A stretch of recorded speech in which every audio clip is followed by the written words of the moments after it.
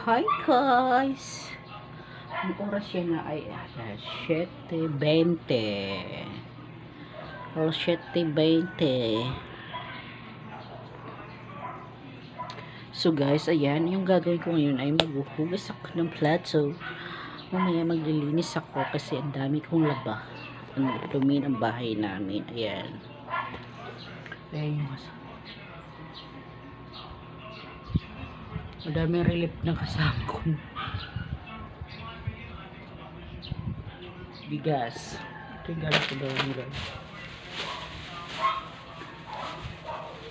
Yung kape dito, dinala na ng kasama ko. Trabaho. Kasi hindi ako naging kape ng coffee blanca.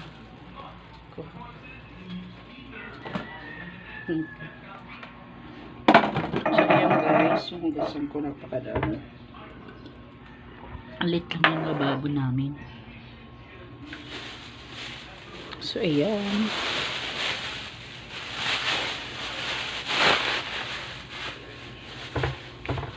Ayan, itutur ko na din kayo sa aming bahay. Munting bahay.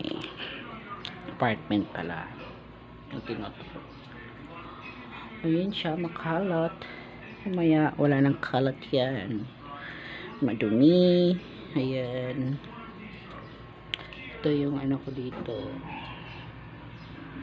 Maliit na pool. Pero, dito ko madalas magdasal. Lahat ng problema kasi nasa kanya na ko ay Lord ko lang sinasabi kasi wala naman ako sabihan may ibigyan ko hindi ko sasabi sa kanya bilang kadalirik ko pero si Lord lang gaano kadami yung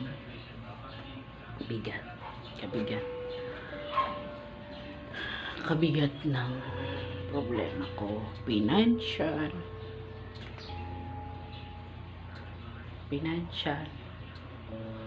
o sa trabaho man, sa mga kasama, lahat sa kanya ko lang sinasabi. Alam mo, hindi ako nag-iisip na pag may problema ako, hindi ko alam kung sa akin, para sa akin. Naisip ko, kanino po kayo? May iba siguro ng tao na sabi nga na sa isip na may problema ako, kailangan ko mag-inom o ano man, pero di nila alam kumbaga di nila alam kung sinong pagsasabihan nila. Paano kung wala yung magulang, katulad ko, malayo ako sa magulang ko, yung mama ko nasa Samar, yung mga kapatid ko, hindi ako nag-stay sa kapatid ko kasi asawa na, yung dalawa boy sa palengke. Kumbaga may mga pamilya na din sila. Mas pinili kong manatili na tumayo sa sariling paa. Kahit pa paano nakakapagpadala sa amin. Kapatid kong bunso na babae. Sana ngayong taon mag-aaral kami. Dalawa. Kaso na lockdown. Wala akong magawa. So next time, yun, thank you pala. Dito ko madalas magdasal. Ayun pala guys, yung sikreto ko. Alam nyo na, sa kabila ng madami ako pagsubok sa kanila ko lang sinasabi.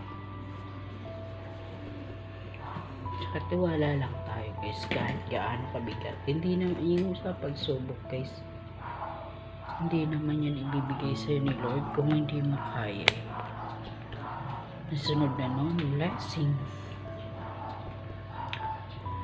Diba? Blessing na yung sunod nun.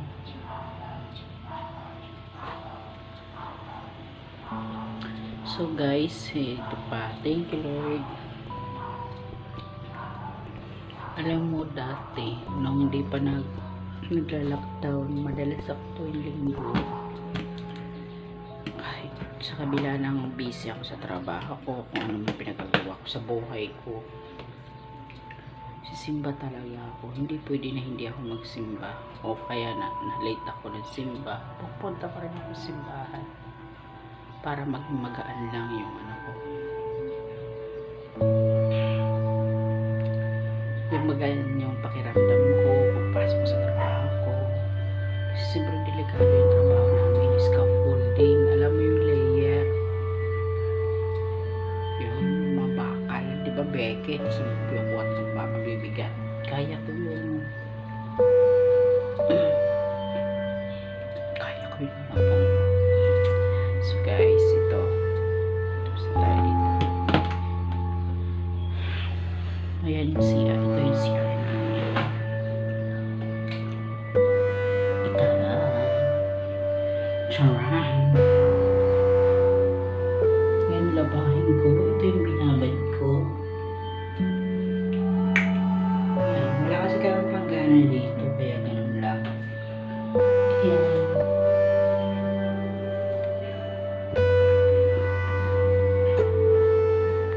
Tatamad.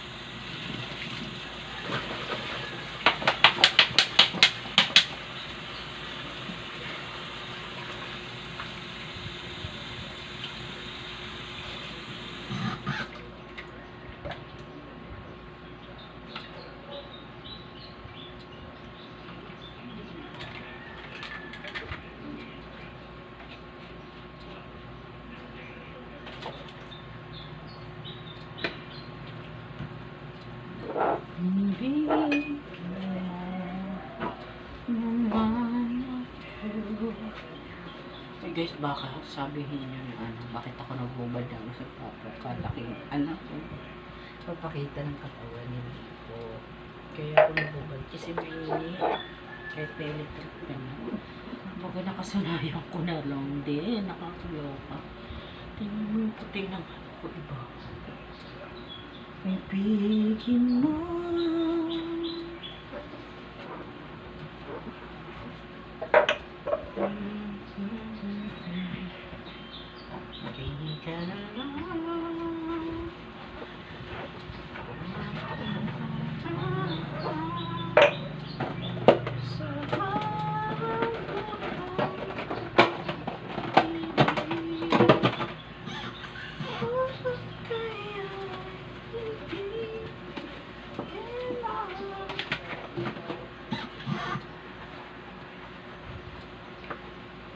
Tu.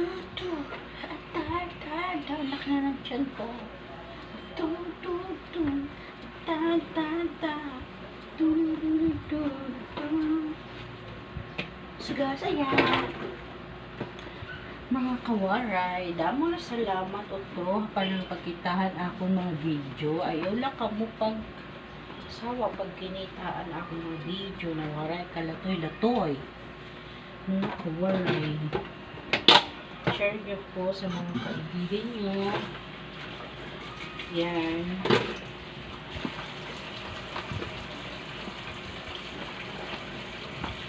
Tapos, click nyo rin po yung notification para bawat post ng aking video ay masubaybayan nyo po kahit papaano. So, ayan, mga kasangkay. Mga kasangkay ng mga waray dyan, mga waray mon. Daming salamat at sige na, bye-bye. Bye-bye. Ikaw na kayo at ibigin ka.